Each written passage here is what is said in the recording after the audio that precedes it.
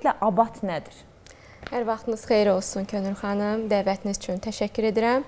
Abad Publik Hüquqi Şəxs 2016-cı il 23 sentyabr tarixində Cənab Prezident İlham Əliyevin sərəncamı əsasında yaradılmış bir qurumdur.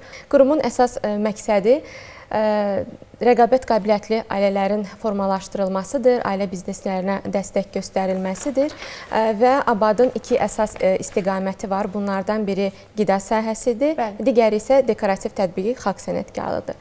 Qida məhsulu dediyimiz zaman burada təbii məhsullar, məsələn, ət məhsullarıdır, daha sonra süd məhsullarıdır, quru meyvələrdir, mürəbbələrdir, təbii yağlardır, bal və bu kimi digər təbii məhsulların istehsalı nəzərdə tutulur. Sənətkarlıq sahəsi isə dedikdə dekorativ tətbiq xalq sənətkarlığı istiqamətində olan bütün sənət nümunələri Abad həmin sahibkarlara dəstək göstərir və satışını həyata keçirdir.